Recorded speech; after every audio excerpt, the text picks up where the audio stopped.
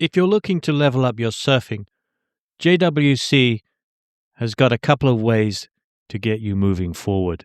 I'm running in-person surf coaching sessions here in Portugal with flexible dates. So if you're traveling through or planning a trip, we can lock in a few sessions and work on exactly what your surfing needs.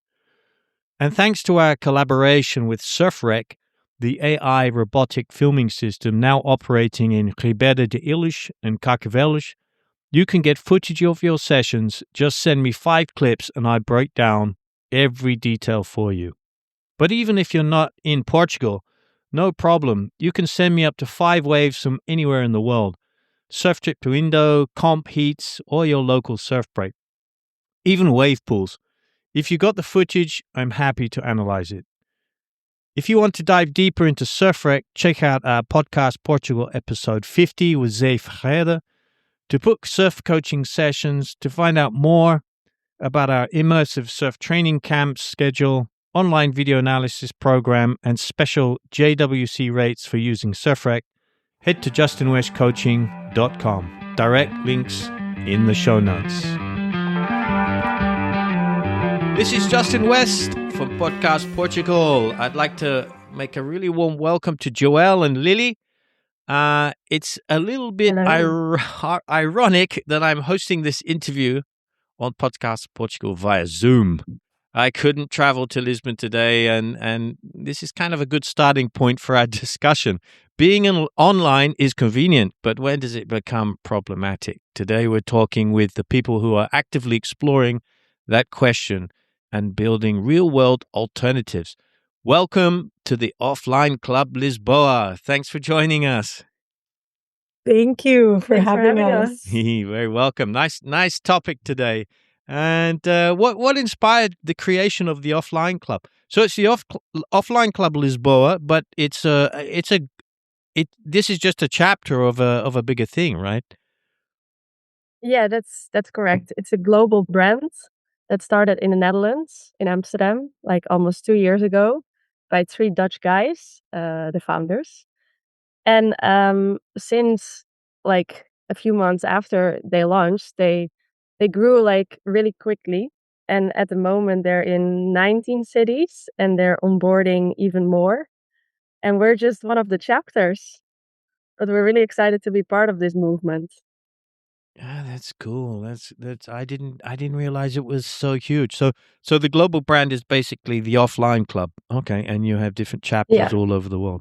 Amazing. Yes. And indeed, we're the city leaders of Lisbon. Okay. And your events require, participants basically to put their phones away or their iPads or whatever. And sort of what's the psychology and the response behind the phone hotel concept? Yes, so we take the phones, and we lock them in our phone hotel when attendees arrive. And for the duration of the whole event, we'll lock their phone away. It's kind of like a coat check. But what we always express to everyone is that there's not a place you can go where you can guarantee that no one is on their phone or a device. So even though you may go to a coffee shop and decide to just read a book and not be on your devices, you can't guarantee that those around you are doing the same. And what we found that when people all have their devices away, it really opens the door for good conversations. And it's also easier to approach people because you can't really resort back to looking at your phone if you feel uncomfortable. And yeah, that's what we really try to explain to people, because sometimes some are wondering, why would I pay to knit like in silence? Because the first half of all of our hangouts is time for yourself. So there's no talking for the first half. And some really don't understand, like, why would I pay to, knit by myself around other people in silence? But it's really, about creating that space where no one has a device and you can't even feel like you like to go grab your own. Did I miss anything? No, I think you explained it well. Yeah, I can imagine. Actually, I really appreciate silence. I think it gets more and more important to me as I get older. And I'm kind of lucky as well that personally although I earn the majority of my money online, basically, I have really good discipline with my phone, and because simply I hate it. I hate my phone. Yes. I only use it for work, so I'm always just either leaving it in the car. The weekends, I won't look at it at all, unless I have Wow. some work to do. And this is why I'm kind of attracted to your concept, because I really feel it's important. And my son does a lot of jujitsu, and we go and support him. We go and watch him, of course. And you'd be amazed at how many of the kids, when they're doing their exercises, or they're doing the lutar, which is like the fight at the end, and they're looking up to see if their parents are watching them, and their parents are scrolling. Yeah. And I'm It's like, so "Oh." sad. So sad. So I make Like no one is really present yeah, anymore. I make a Like there's too conscious much effort distraction. to just not do that, so that he notices that I'm watching him, and as soon as he glances over, I give him a thumbs up. I think that is just something so simple is so important. Mm-hmm. True. No, Like it's you really said, it's important. so simple, but it's, I think, easier said than done for so many people. And so hopefully we can be the push for people to realize like that it can become part of their daily life. They don't just have to put their phone away when they attend the offline club. It can be in the morning before they start work and while they eat breakfast. Or like you said, cheering your kids on. Yeah. I mean, is there some sort of science to back up and the psychology in this? Because often, maybe some people would just say, "Well, what's wrong with it? What's wrong with just scrolling on my phone all day and wasting time?" Yeah. I mean, we notice that the more and more people are feeling lonely. Like, even though we are more connected to everyone around us because of the internet, we are less connected to the people around us Hmm. because of all these distractions. And it's really difficult for people to connect with other people because, like, talking to a stranger is in most of the situations a bit strange. Like when you're sitting in the train and you want to talk to that person next to you, most of the time that person is either on his phone or will look at you like, "Why are you talking to me?" And at the offline club, talking to to a stranger is the norm, and it maybe feels a bit strange in the beginning, but this is like switching within no time. And we hear that from a lot of people that are joining us for the first time. Like in the beginning, they're a bit nervous, they don't really know what to expect. And then after the first 15 minutes, they're like, now I understand what you mean. It is indeed not strange to talk to a stranger. And yeah, we're happy to see that for a lot of people, it really makes them connect with others in a more easy way than if you would go by yourself to a bar, for example. Yeah, and yeah, I agree with you. It's I'm very. I realize that when I stop and talk to somebody, I learn so much. And I think, although you're connected to the internet and you're connected to large language models, or whatever, and you can get instantaneous answers and facts and whatever, I actually also find it really fascinating just talking to people. And it's actually one of the reasons why I started this podcast, because surf coaching, I'm on the beach and I'm filming people surfing, and they come up, and we often get into long discussions about politics and go down all types of rabbit holes.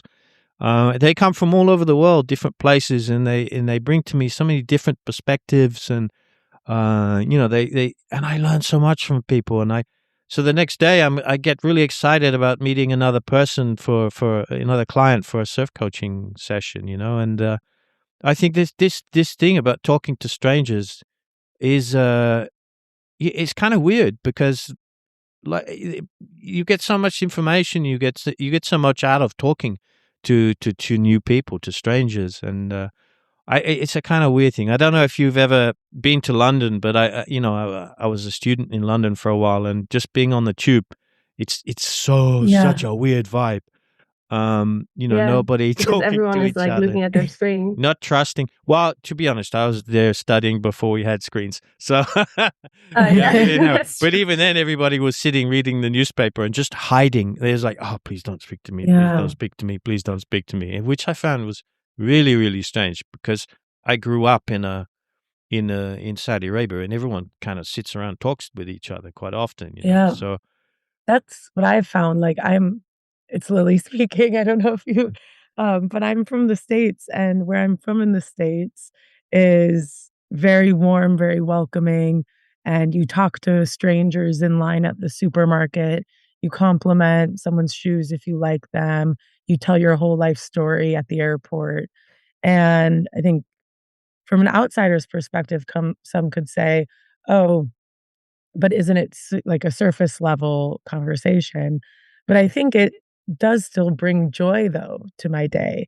Like even if it isn't the deepest conversation, it brings joy, and that's something.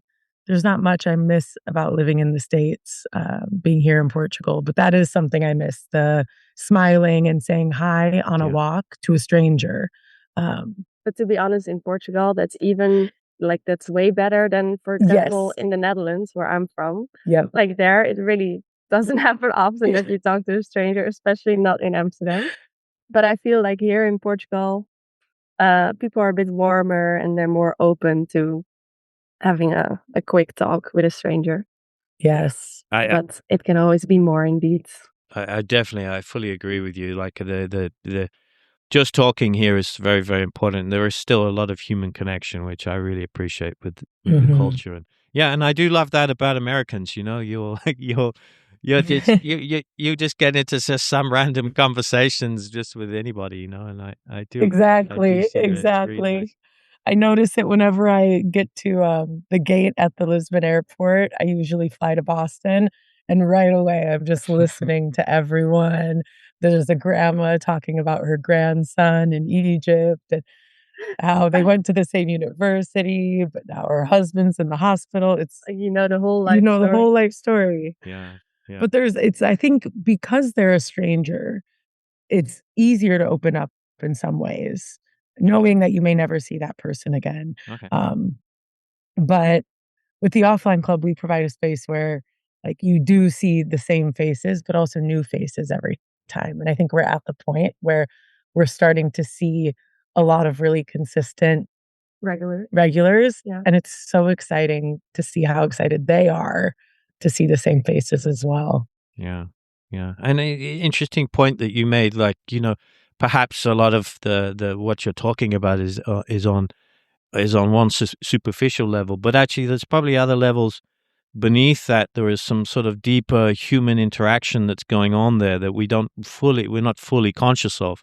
There is language exchange, but perhaps there is some other connection going on that we're not fully aware of in the consciousness.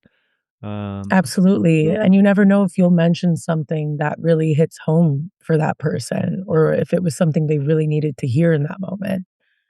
And we also, like, during the second part where it's all about connecting with others, we also provide a lot of conversation decks with questions on it. And we even have a offline club connection deck with questions that are related to your relationship with technology, like human connections. So it also makes it easy to have these kind of deep conversations, even if in the beginning you don't really know what to talk about. You can always grab one of those cards and have like a conversation that you probably didn't expect to have before starting the event. That's interesting. Yeah, it's kind of a little bit what I do. Like, before a podcast, I'll always get up super early, have a bunch of coffee, so I'm wired, and then I'll watch some sort of crazy interviews on the TV or some historical thing on YouTube or whatever. I get plugged in just to sort of, I don't know, it gets the brain warmed up, I think. Yeah, absolutely. We also, aside from the conversation decks, we also provide games and some creative materials. And actually, this past Sunday, we had our first ever offline craft club.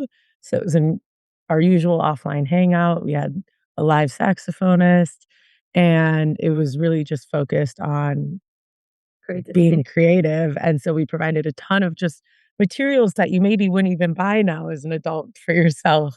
And something I noticed was when I wanted to go decorate my bookmark, I usually would have gone to Pinterest, for example, to look for inspiration. But in this moment, I just had to think and also really just test my own creativity.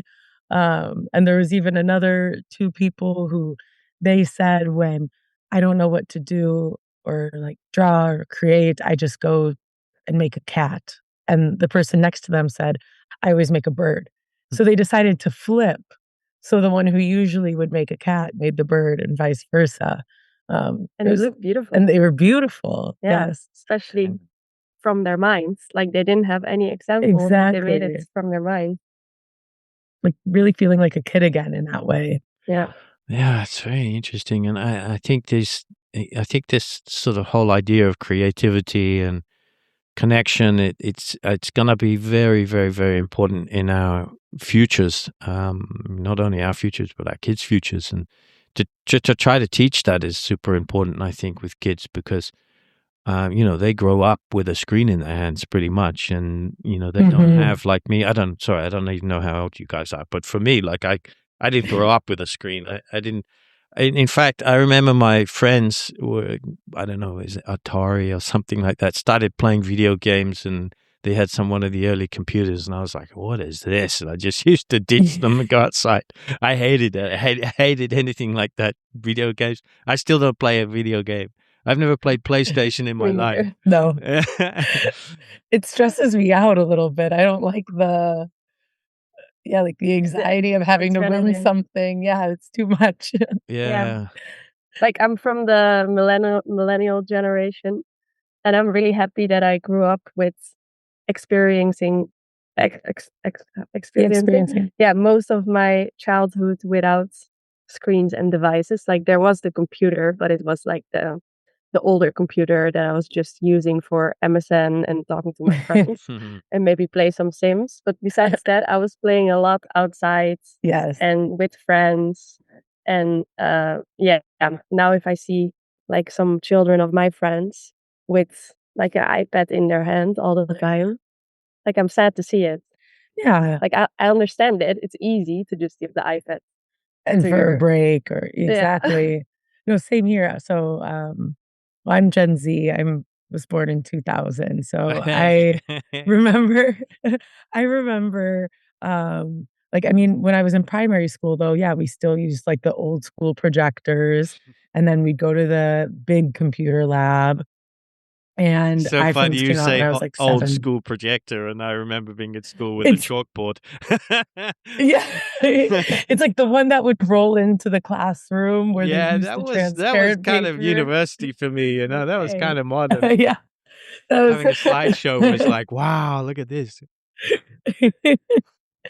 But I like also spent so much of my time outside, or even going to restaurants. I was playing tic-tac-toe with my sister.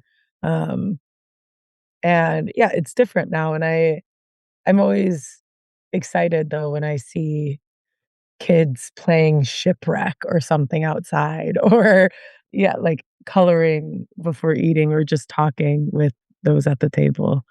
I agree. I'm grateful. Yeah. And I think I was one of the last in that wave, because you're right. You look at kids now and they don't even know what life was like before having a touch screen. Like I remember seeing the first touch screen. Like I remember the exact moment I saw a touch screen for the first time and how crazy it was. And same for you, I'm sure. Yeah. Like I was quite old. Yeah. And now I'm starting to think about technology that makes me go, whoa. And I would say more recently it would be ChatGPT or the self-checkout where you just put the items in the bin and it automatically rings up. Yeah, that's insane. I mean, like, my son, like he's 6, but sometimes I'll look at my phone and go, what's that little symbol there in the corner? And I realize that he's sort of hot linked already onto my phone with his iPad and he can do it all himself. I'm like, I didn't know you could even read. He said, no, I don't really read. I just know where all the buttons are to link up to your phone. And I'm, oh my God. So he's getting connected. So I'm kind of conflicted. I'm very lucky, and we make some plans, and I think like everything in life, we need to understand that most things we need to balance them, and and it's where to balance them as well. Like it's too far one way, too far the other way, and to sort of gather the information. It's your responsibility bringing a child into the world to find out, how much is good, how much is, or what is he looking at as well, as another completely different topic. But I do, he does spend a bit of time on his iPad, and we control what he watches. So he has his YouTube, and we ban a whole bunch of stuff. He's not allowed to look at the recommended lists. He can only choose from certain things like Outdoor Boys, and there's a bunch of different things that he follows. But it's kind of interesting because he learns a lot. He actually will take something from Outdoor Boys, like making a fire, although probably making a fire is not a good example to teach a 6-year-old. But, he'll gather kindling for me, and he'll have like sort of some dried moss and say, oh, yeah, Dad, this is really good for starting a fire when we start the fire in the house. That's cool. There's also a lot of positive things. Yeah, exactly. And he's trying to get that balance. And I think that's where the detail comes in. The detail matters. It's like, what is your child watching? How long are they spending on it? How long is healthy? How long is not healthy? And suiting the personality. Are they just sort of locking themselves into their iPad because they don't want to they're too shy or to experience the world outside of that? Is it some communication problems? Is there some bullying problems? It's True. It's all connected. Stay aware of it. Yeah. Yep. Yeah, because there's definitely, the pros, like you said, or even that. And also, it's just not going to go away. So how do we manage it? It's more that we need to have a healthy relationship with it. Yes. And I think that's what we're trying to inspire with the Offline Club. It's not about not using technology. It's about sometimes taking a break from it and realize what that can bring you. To just really be present and to really be with the people that you're with or alone and have no distractions and be like in the moment. I'm quite positive about the future, and I think I think we could this sort of area now, this decade, could just be a little bit of a hiccup simply because of the user interface and the design of a phone or an iPad. It's pretty much designed to distract us, and it's designed to be easily scrollable and that kind of thing. But I think the future could see we haven't really seen any major innovation in the phone industry. Like there hasn't been anything really that sort of matched the touchscreen in a long time now. So and I'm hearing and I'm seeing things like AI and everything. It's going to be a little bit more perhaps not so distracting. Maybe you're going to be able to have sort of augmented reality in some eye glasses or something like that. But it could be just literally when you need it. It could just be voice prompted, or it could be like there's a lot of information, a lot of ideas spinning around now that you're going to have a robot that's going to accompany you everywhere. That's going to be connected to AI. And you just literally say, can you do this for me? Or can you find out that for me? Or can you go and do that chore so that I can spend more time with my kids, or I can spend more time talking with my friends? So I'm kind of positive that technology, once we get over this little strange bump that we're in at the moment, that in the future, perhaps technology is going to give us more time to do stuff like what you guys are doing. Yes. I do think, too, you're right, like this hiccup happened, and I think COVID didn't help, everyone having to isolate. No matter what age you were, I don't think it wasn't helpful to building those social connections or even learning how to talk to others. But I agree, like once we get over this hiccup, there's so many good things that technology brings us. It's just a matter of how we use it and being mindful of it.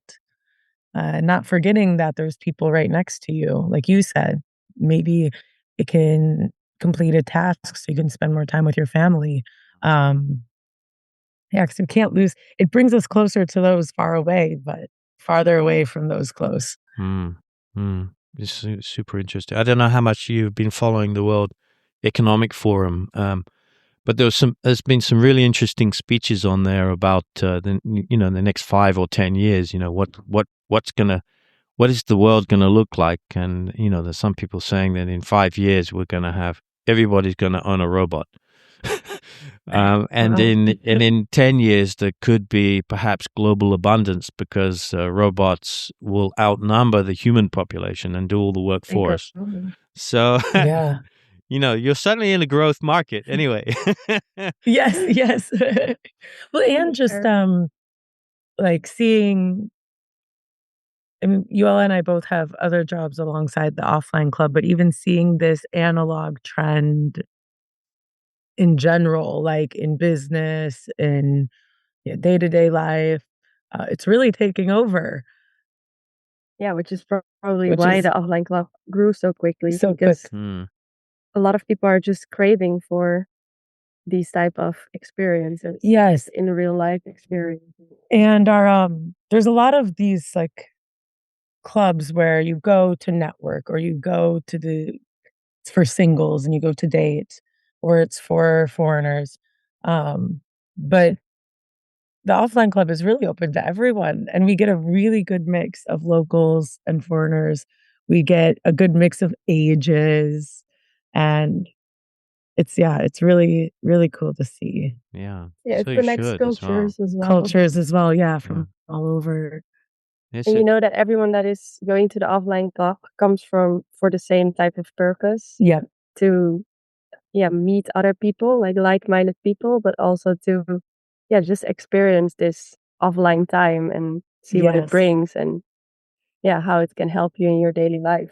Yeah, it's fun to see too, like during the time for yourself, what people decide to do. Because you can also bring, for example, I've been needle pointing, so I can bring my own needle pointing during that time. Of course, we provide materials. I have no idea what that is. I'm sorry. It's like it's what canvas. It's a canvas.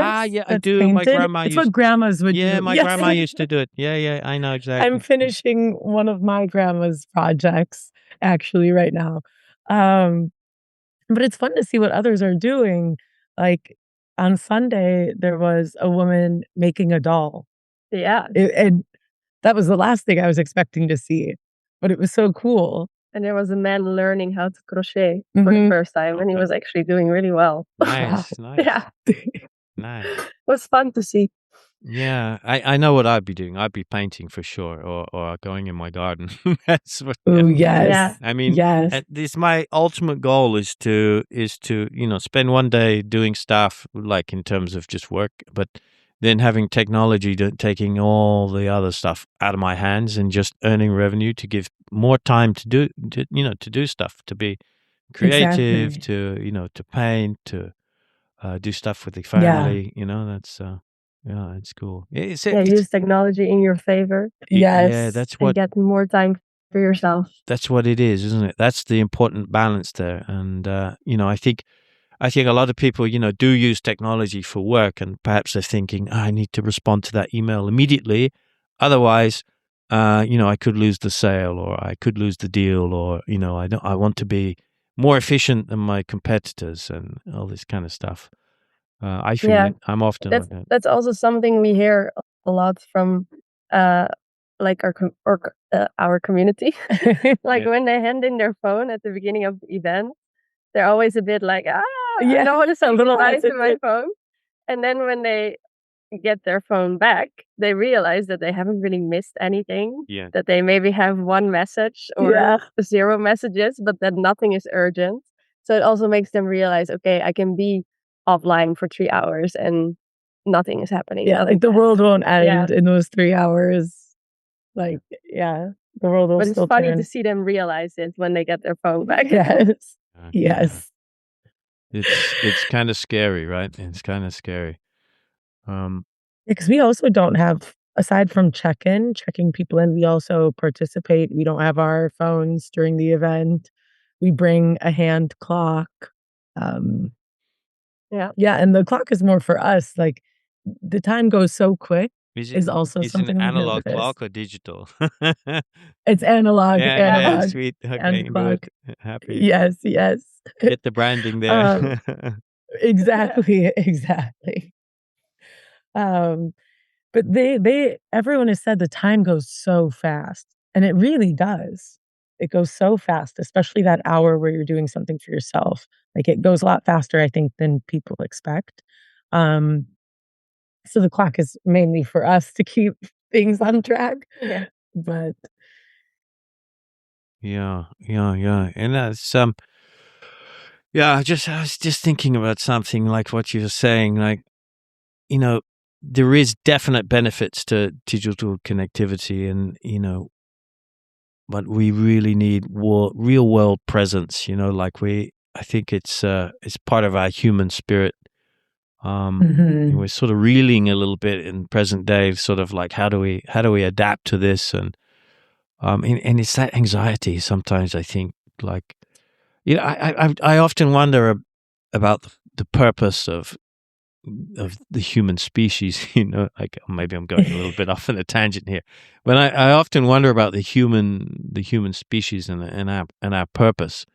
And I often feel like our purpose is to create, is to keep building things and to construct things um, and to connect and to multiply, and I think I don't know how much technology interferes with that or whether promotes that. It's very strange. Mhm. Yeah. Yeah. You're right, like, I think it can be, going back to the pros and cons of it, and how things are, changing so rapidly. Like, I would hope I think a lot of it is in our hands and how we deal with it and we manage it. Um, I agree, like, it's we're here to meet others, to connect with others, to create, like you said, and I mean, life's too short, you don't wanna look back. I think I can't remember the statistic about how many years you're on your phone, if you're on your phone an I average amount think of days. I think I Scary. shared that once, like on our story of the Offline Club Instagram, that the average amount of hours that you spend on your phone, like for someone of my age, was I think like 5.5 hours or something like that, Yeah. and that was equalizing to 20 years or something like that. Like, Something I'm not sure the crazy. exact number, but it was was like a wow number, like a realization moment where you're like, oh my God, that's insane. Yeah. Like, I don't want to spend so many years on my phone. Yeah, especially when you account for most of that. There's also half of that sleeping as well. So Exactly, True. half sleeping and and then you Yeah. consider the average life expectancy is so many things. Yeah. yeah, no, I just tried to Google that statistic, but I came up with something a bit strange. Yeah. I think we just have to be like aware of our use of devices and technology. And I think the trend that we're seeing right now, this analog trend, is showing that people want to be more aware of it and more like conscious about how much time they spend on their devices and how much time they spend being with people or themselves. Like, it's made me realize, like, I mean, we still, have to be online for work purposes and such, but it's made me more aware of when I'm on my phone when I don't need to be, or when I see others on their phone. I've gotten hyper aware of noticing the people walking on the sidewalk looking down. Yeah. Yeah, Yeah, I remember I have Nearly like a getting run cafe over. around the corner of my Yeah. house. And I remember one time passing it, and there were 4 people sitting in front of the cafe, having a coffee, and all of them were on their phone, and it looked so sad. It's sad, I was like, "Oh, you're sitting outside in the sun and next to other people, Yes. and all you do is look at the screen." Ugh. Yeah. It was sad. And Also, even the also romantic even you dinners. could even You see romantic dinners where you see a couple that, Yeah. Yes. they got a Oh, beautiful and I just restaurant with a pray. candle, and one's on the phone and the other one's kind of eating his food. like, why would she speak to me? Yes. Oh, it's the worst. Yeah. The worst. Yeah, like the big goal of the Offline Club Mhm. is actually to like we have restaurants or cafes or places in general that are smoke free. Mm. The big goal is to have like places that are phone free. Mhm.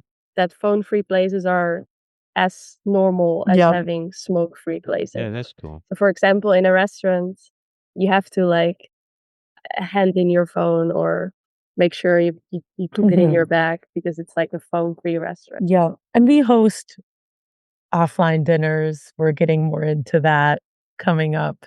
But yeah, like I've noticed that even with concerts now, there's some concerts that people attend or Yeah, and clubs as clubs well. where it's not turning in your phone, but they have this pocket that locks your phone and you can't take pictures to really be present in the moment. And I mean, if they can do it with thousands of people in a stadium for a concert, why is it? I mean, it's definitely doable then to do it in a restaurant that holds 50 people. Yeah.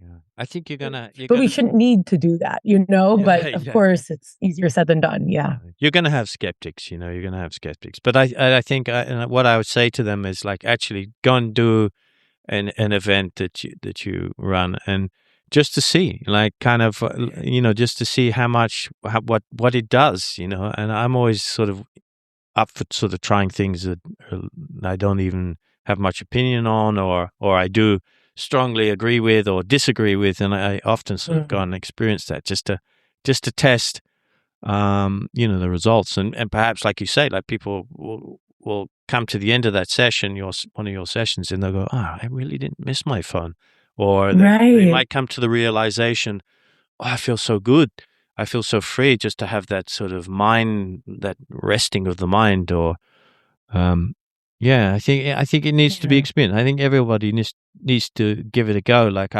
for me, the weekends, like leaving the phone in the house and then going working in the garden and just being present and listening to the birds and, you know, doing old fogey man stuff with shovels and so different and cabbage. Yeah, it's amazing, and it's like cherished moments, you know, and it's kind of crazy. And if I look back, I remember those moments, but what I don't remember is the times when I was scrolling on my phone. True. Yeah, of course. You often don't even remember what you looked at. No. Scrolling. No. Or where you saw what. Yeah. And we have to be very, very careful because some of the smartest minds in the world are literally designing these things to captivate our attention. True. Literally. But I do like to see, like, for example, one of my friends, she put her iPhone on black and white.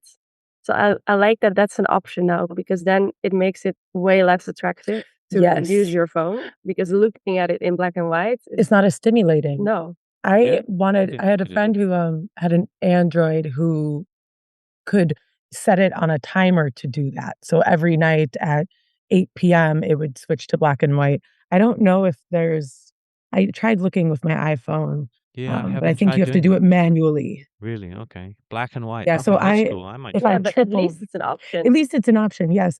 I'm not very disciplined with it quite yet, but I have it set up in my settings that if I triple click my power button, it'll switch to black and white. Okay. And it's awful to look at. Yeah, you don't want to look at it. Absolutely awful. Yeah. I don't have any problems. I hate my phone anyway, so I don't. Yes. Too many problems with it. But you're the good inspiration then. Well, just every time I pick it up, it's like work. It's like, you know. Oh, I know. And I'm work just shy, to not even so. have it by you is so nice, though. It's like a breather. Yeah. To purposely put it away. Yeah, and there is a nice setting on there. If you go in there, you can have it literally so that you turn any notifications off mine's after 6 p.m. Yeah. And I literally just have close family. Yep, and I think I don't have notifications at all, and it's like best thing I ever decided to switch off those notifications. My thought is always, if someone really needs me, they'll call me. And if like Joëlle's put is my favorites in my family, so if my phone's on Do Not Disturb, they'll go through. Yeah. But that's also something to keep in mind, you know, like if they really need you, they'll call you. You don't need to be reachable all the time. Yeah. My wife, Rita, she gets annoyed with me sometimes because she sends me a message saying, I'm just about to drive home. You know, we live in a rural area, so she, you know, kind of gets worried on the journey. So she tells me when she leaves. So if I don't expect her within 40 minutes, then I can start. And so and I don't reply because I don't have my phone with me. I've left it somewhere, and she arrives home going, "Why didn't you?" If you haven't already switched to Revolut, now is the perfect time. I use Revolut Personal to manage my everyday money, spending, saving, sending across borders.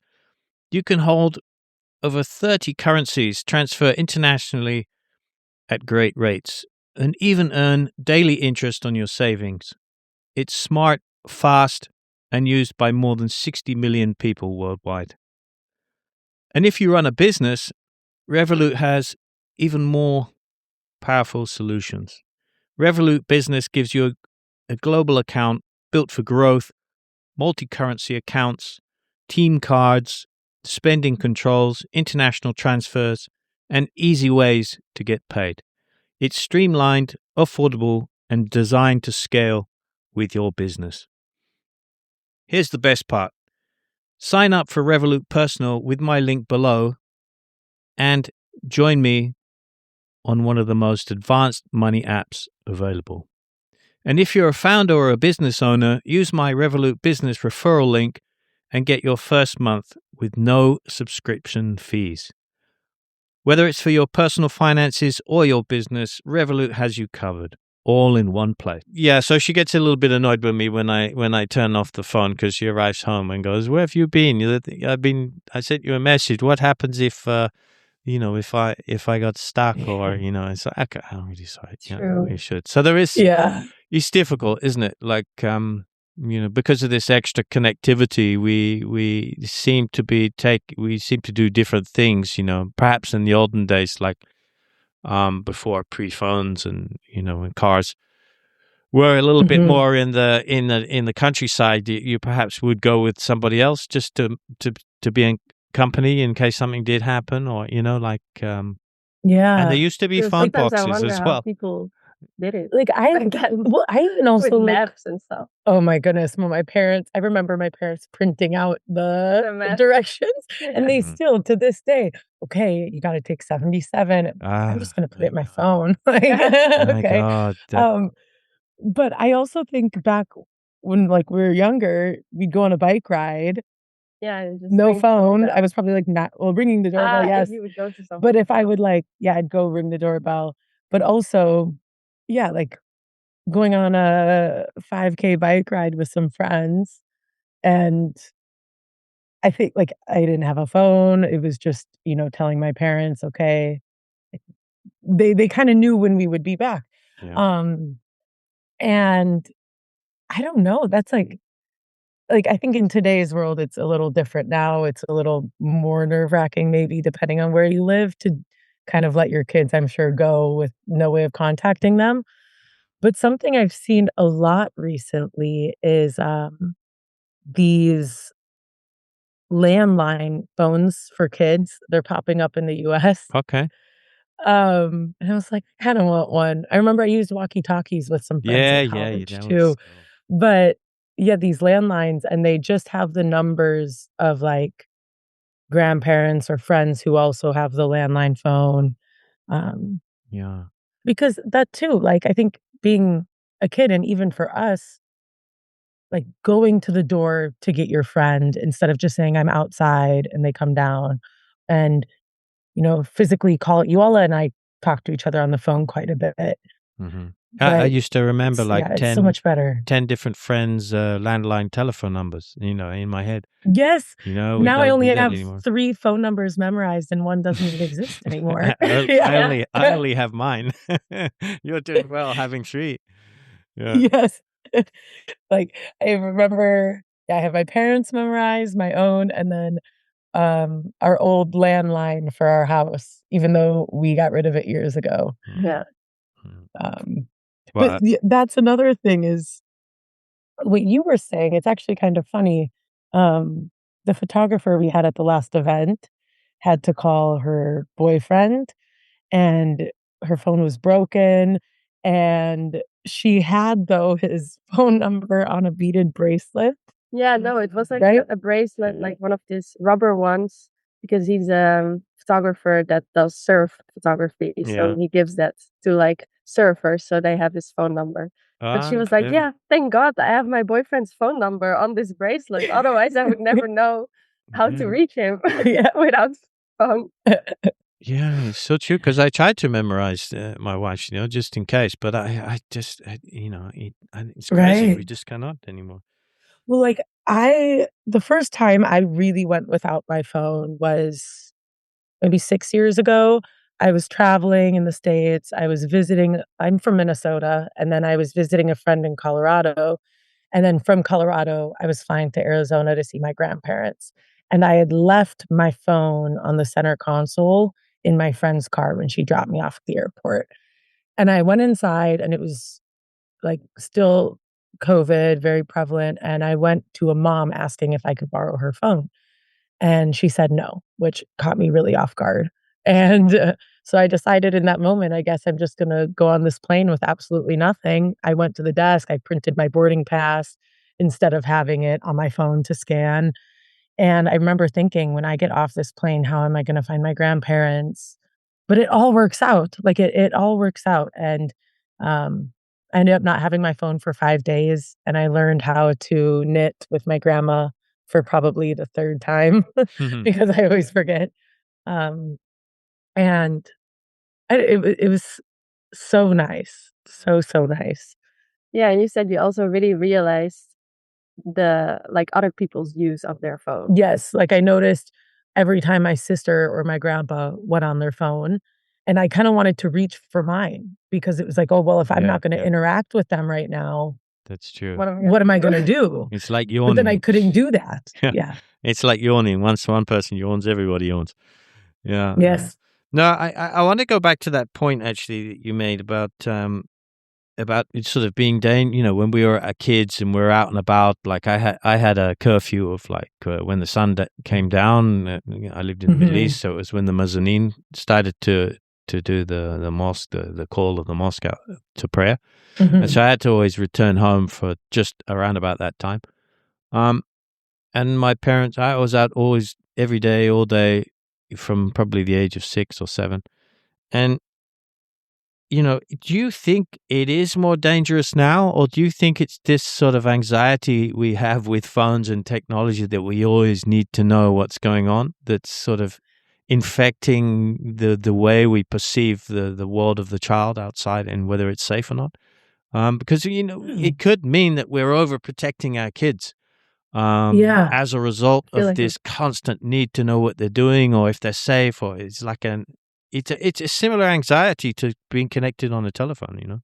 Very true. I think you're right. Like, we have all this information now, and then when that information is stripped away, there is this anxiety that comes from that. Yeah, I remember we had a 24-hour global digital detox challenge a few weeks ago.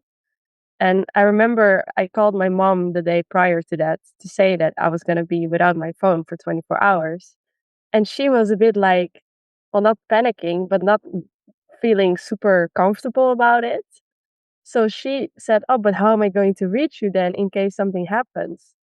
And then my boyfriend was not really participating in the digital detox, so I was like, "Well, you can call him if anything happens." But yeah, I remember her first reaction was like, "Huh? But then how am I going to reach you in case something happens?" Exactly.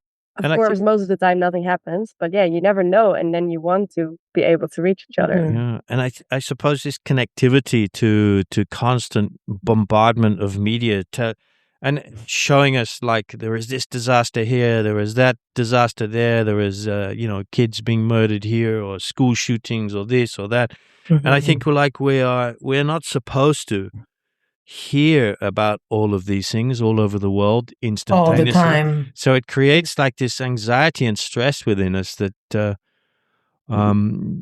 it's hard to deal with, and it's actually one of the biggest factors of not living for a long time, for sort of longevity, is stress. Anxiety. It's And stress stress, and yeah. anxiety. So it's certainly not good for us from that perspective. No, like, I even try to, follow more positive news. I love like the BBC Earth. Like even, it just, to add some more lightheartedness to the day, because you're There's right. almost no positive But there's news almost no, I if know. you watch the news. Exactly. That's why you need to almost seek it out or watch a local small town news. But Do you guys yeah, have I think kids? You guys have kids? sorry? Do you guys have kids? No. Yeah. It No. goes one step like more anxious when you have kids, because then you're suddenly more concerned about the future, because it's your kids' future, what they're going to be living in and existing in, and how do you prepare them for that? And it just it just ranks the stress up more and more and more. Yeah. That's Yeah. what I see around me a lot. Like with my friends, we're all like in the age where kids are becoming a bigger topic. But I have a lot of friends that don't want to have kids because of this reason. Like they're afraid in what kind of world they're bringing their kids in, and afraid of the future. And that's why they rather like not have kids than having kids, because of this fear of what the future may hold. Yeah. That's frightening just in itself, that there is that much fear. Yeah. And probably the sources of that is this constant connectivity to the disasters of the world. Yes. And I like to think that there are still great people out there. And like, I was at the laundromat the other day and I was 10 cents short, and a woman noticed, and she, it's like, oh, I got it. You're good. But there's also, which is such a small gesture. It was 10 cents. But I think also, like, there's some people who wouldn't do that. But I think there is a lot of this still, like, looking after each other, whether they're a stranger or not. But you're right, with all of this negative news and constantly being connected to each other via technology, we forget that there's still that, like, innate human part of us. And it's almost Still a lot two of good separate people. realities. I often compare it yes, to just is two separate realities. There's the one that is you when you're not connected, and the people around you, and your neighbors, and then there's the reality of being connected, where you're plugged into what's going on globally, and that is definitely frightening. yes, True. It influences how I absolutely. live, for a start. Like we now live after COVID and a bunch of other things. Like we live on a farm, so we can keep food coming in. We have land so that my son has some kind of inheritance that he can use to at least grow food if he ever needs to in the future. So it's kind of crazy how it really it influences people to become. I'm not quite a prepper, but you need to really be. I don't know. Is there a filter? Can you just sort of switch off from the rest of the world? And because that is also not necessarily healthy, because you kind of walk around clueless and don't really know what's going on. Or True. maybe that is a great way to be. It's But sometimes it's good to just switch off for a few hours. yeah. And that's that's what we're trying to do And at how the long? Offline Club, to And how make long do you people think, realize it's okay. from your guys' experience, how long do you think is the right amount of time to switch off? I would like, I'm so not we saying. have I mean, our, switching off from being connected. I don't mean like yeah, switching off your own, going, let's sleep. exactly. Yeah. So we have our flagship events, which are the offline hangout, and they're 3 hours.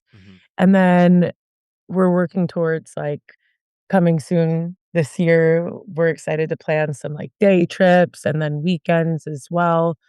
And it's to provide everyone with, like, an option of, if they can't go fully offline for 72 hours, then okay, maybe they can do the day. And if not the day, then maybe they can do the 3 hours. I think 1 hour. and even 1 hour reading rate. rates. Yeah. I think the 3 hours is too short still. Like, I think it's a perfect dose, and I think it gets people excited, and it makes them want to implement it more in their day-to-day life. But the time goes so fast, and if it was not, like, aside from the offline, like, hangouts, I didn't participate so much in the 24-hour detox, but Joëlle did, and you said that it It's it great. went so quick. Yeah. It felt so good. Like I have more like memories, like more like how do you say Yeah, that? I Bright think memories from that day than from other days. I Yeah. think so. I Because think I was that's so important. present. If you look Seeing at your what life the as a history of memories, if you look back at if you're always online, you don't have those memories. It's kind of scary, right? no, True. or What when life the do you have? power went out here in Lisbon, in Portugal, actually. I think it Mhm. was last May. Yeah. Oh, that was so nice. Yeah, it was strange, but also very enjoyable. Yes, it was so strange. But you could see, like, I was outside at a Miradouro together with a friend, and I could see all the people that were there were so much in the moment, and they were playing games together, playing card games. They were having conversations. And to me, it felt like such a beautiful Yes. experience. Of course, I was at a really nice spot at that moment. Maybe if I was in a more, Yeah. rural area. If I was in my hometown, it wouldn't Yeah. have been enjoyable. And access to food or Yeah. supermarkets, maybe it would have been a bit more stressful. But yeah, for me, this day was really, a positive surprise. Mhm. Nice. I wonder if they did it on purpose. Dun dun dun. Ooh. Who knows? Well, I Just to remember see. this, a man came up to me when I was walking to the Mirador as well, and it was also I think now too, when people approach you, like, I would say I'm not quite like this, but in the moment, I was a little taken aback, but usually when people come up to me, I'm, very open and chatting with them, but he goes, "You know what this means, right?" I thought he was gonna say some conspiracy theory. He goes, "No, I'm a photographer, like, we're gonna be able to see the stars with no light pollution Ah, tonight." He was beautiful. so excited. Wow, He was so that's nice. excited. Yeah, but then the lights started turning on around 9 PM, and Yeah. the first thing I thought of was, "Oh, that poor man won't get to take his Yeah, his images." Yeah. it's true. That's true. Wow. Guys, this has been a really interesting conversation. So, what I'm going to do in the show notes, I'm going to leave like a link to where people can sort of come and join you guys and experience what you're putting there on the table, and Please do at least so. try it once. If you're a skeptic, even like Exactly. try something. Yeah, you have challenge to yourself. experience it yourself. Yes, if you're Yeah. ever in Lisbon. Yeah, of course. Yeah, I don't get there as often is as I'd lovely. like, to be honest. We're always so busy here. So, but yeah, I Yes. will do. Imagine. Yeah, I have so many invitations there. I have nice restaurants. I have so many nice guests there. I have restaurants, hotels, all sorts You have of to things. come back to the city for a bit. Yeah. Well, sometimes I have art exhibitions there sometimes. So when I'm there, Okay. so that's kind of cool. That's cool. Awesome. But it's been really interesting talk. It's a really cool subject, and I think it's actually becoming quite. It's really coming on people's radars. I know in Australia they are looking at under 16s and social media participation, and now in the EU they're also starting to look at it to see how they're going to approach a similar thing. And And those are the type of things that we like to see. Mhm. Yeah. Like And that people are becoming more aware of it and choosing. and a lot of schools as well. Like we had Tim Vieira on here, who's designed a sort of new education system called the Brave Generation. And his philosophy is very much like get kids out there and about doing stuff, entrepreneurialism and talking to people, making connections, and rather than being stuck behind a screen or stuck in a classroom, So it's kind of it's certainly That's a right movement. Yeah, we feel a move in the right direction, right? So, and then who knows? I don't think it's going to be very long. There probably won't be such a thing as a screen. Probably for TV, I would find it hard to believe that the TVs would disappear because everybody likes a little bit of Netflix, right? And again, Exactly. a little fix, a little fix of a soap. For sure. But perhaps maybe let's look forward to a technology which isn't sort of on our palm and sort of scrolling. That would be nice. Yes, that's there when you need it, but not always present. I don't know how it's. I'm I don't know excited what to it's going see to where be. it will go. Yeah, let's see. Mm. Let's see. I don't know. It could be worse. You never know. I'm glad. One Could be thing I'm worse. glad is Hopefully that. not. Yeah. One thing I'm glad about is that they've. I haven't heard much more of the Neuralink. You know, that Elon Musk thing where they're going to put something in your brain that's going to connect that is you. creepy. It literally, connects you. Well, you don't. I don't know if you can turn it off or not, but I haven't heard much more of that. So No. so It's a maybe good thing. well, it's scary because you can see these technologies. Mhm. Perhaps if it works, or if it did work, maybe it doesn't work. But if it works, then they gain such an advantage in that type of in type of that sort of competitive environment of producing and working and da da da da. Mm. That the people that don't have it will feel either left behind, or they will genuinely be left behind because they're less, able to be so productive. Mhm. And so then everybody starts sticking things in their head that makes them connected, and it's a frightening dystopian future, Yeah. So We become the robots. it's interesting that he hasn't said much more about that, and he's sort of going on about robots at the moment and having Mhm. off planetary data centers, which AI is going to live orbiting around the Earth and be solar powered, which is kind of crazy. Yeah. That was another thing that It I was is. listening to, but Well, we'll anyway. see, and we will see what the future brings. Yeah, exciting. Let's be positive about it, and have best of luck with your offline club. It's very cool. Thank you so much. Thank you so Thanks much. for having Really us. nice to talk to you. And just hang on the line a while, because I'll finish up with a closing statement, and then I need to ask you a question about some images and things. So Sounds Yes. good for Alright. sure. Good. this is Justin West thanking the Offline Club. Now you can reach them. I think I'm going to leave. I'm not sure. Do you think your Linktree or your Instagram is the best thing that they can do, or your website? Linktree can take them to Instagram and Yeah. And the Luma, website our event and platform. yep. Like that has everything basically in it to reach us. Our Uh, email. Okay, cool. So what I'll do is I'll leave the Offline Club Lisbon Linktree in the show notes, so you guys can literally connect directly from all the podcast platforms you're listening to this podcast. This is Justin West thanking Joëlle. Sorry, I realized through the podcast it's Joëlle, right? And Lilly. Yeah, it's Joëlle. Joëlle. Apologies. I was giving you No the worries. English version, Joëlle. And thanking them and all the best. And thank you for that. This is Justin West's Podcast Portugal. Out. Planning a trip to Portugal?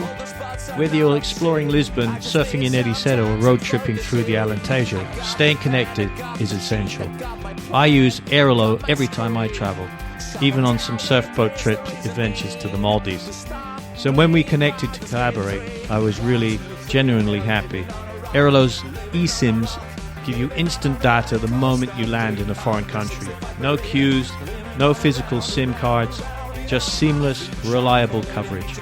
Travel smarter, stay connected, download Airolo before your next adventure. Follow this link in the show notes to get connected today.